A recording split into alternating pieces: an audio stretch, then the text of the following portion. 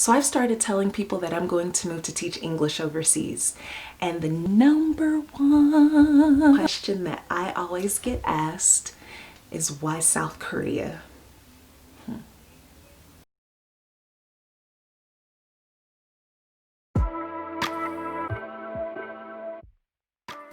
Hey y'all, my name is Courtney and you're watching Korean. Today I'm going to talk about why I chose to teach English in South Korea and also some of the documents I had to gather in order to prepare to get my visa to teach there. So my interest in South Korea began about a couple of years ago when my old roommate showed me a music video. It was Monster by EXO, and she thus introduced me to the wonderful world of K-pop. Now, I like K-pop okay, but I'm more of a Korean hip-hop and R&B fan, so some of my favorite artists are Crush and Jibinoff, especially Jibinoff, Sam Kim. So she introduced me to Korean music, and then after that, she introduced me to K-dramas. Oh my gosh, how much I love K-dramas. And so the first drama I actually watched was Goblin, and if anybody has watched Goblin before, you know that that's just going to draw anybody in because it is an amazing drama, like seriously amazing. And so after watching the dramas, listening to the music, I did what I always do when I start taking in another culture's entertainment. I started trying to learn the language. So I started learning how to read and write Hangul, and I learned through apps such as Memrise, Duolingo. I signed up for private tutoring, and then I got on Meetup and joined a group called the Los Angeles Korean and English Language Exchange Group, which has been absolutely amazing. So then fast forward to September of last year. I was a wedding photographer experiencing the most lucrative year I've ever had in my business. I had been traveling, shooting weddings. I had been featured on wedding blogs and fulfilled a long time dream of being featured in a magazine, like a printed magazine. I've always wanted to go into a store and see my work on the shelves, and that finally happened. And I was meeting with someone from my church, and I was talking about long-term goals and things I wanted to do in the future.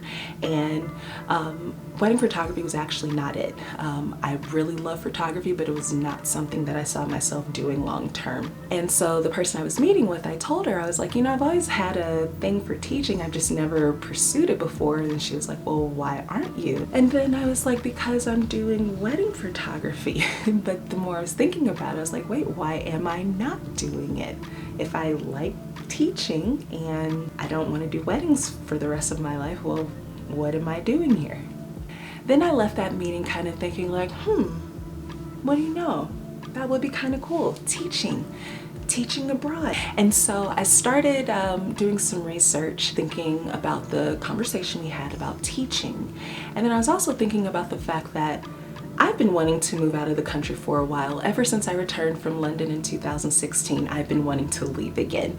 And so I started researching teaching and living abroad, and I started seeing things about teaching English overseas, and I was like, ooh, that would be really, really cool.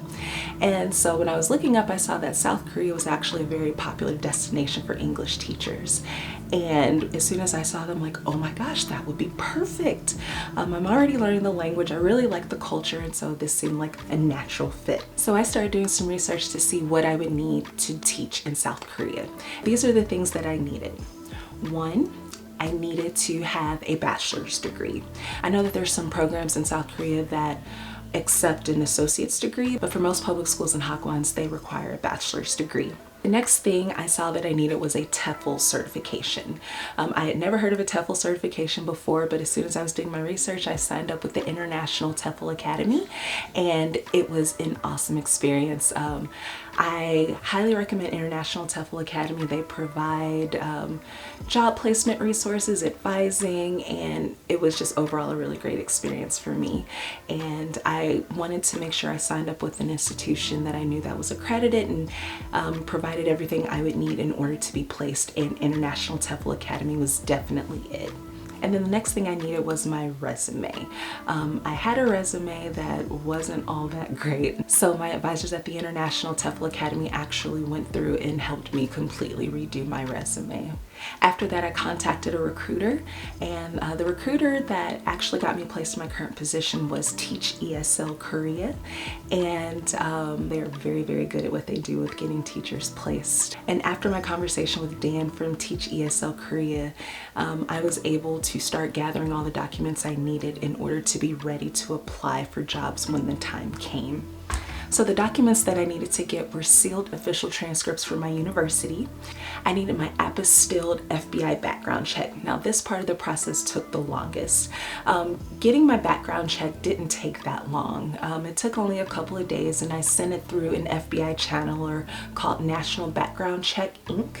And they were super quick, very responsive. They were very easy to get in touch with, so I highly recommend them. And then once I got that back, I sent it off to Apostille Courier Express in order to get the federal apostille.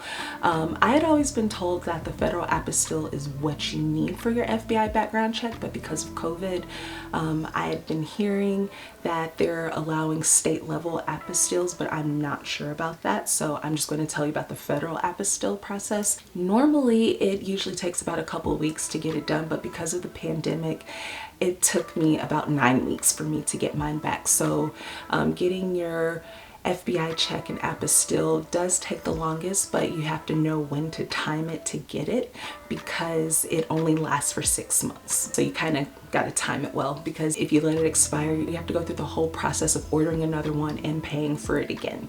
And I'm sure you don't want that, because I definitely didn't want that. And then I had to get a notarized and apostilled photocopy of my diploma.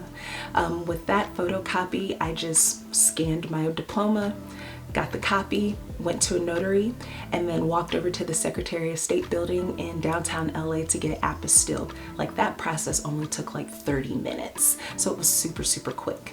And you'll need your completed TEFL certification as well as your passport photos. And then you'll want to also have a photocopy of your passport information page. So these are all things that you'll want to have ready to go and in your possession by the time you start interviewing, because once you get an offer, you'll be able to just go in and send off your documents and everything and not have to wait for things to come in. So I would really recommend getting these and having these done in advance. But the background check, you kind of have to time it, because it does have a time limit, which is 6 months. And then all of these documents were the documents I had to gather. Why I chose South Korea. I love the culture, learning the language, and the friends that I made in the exchange group really, really, really made me want to just be there. So now I'm going to be there, and I'm really excited. So I guess that's it for now. Be sure to subscribe and stay tuned for my next video. See you soon.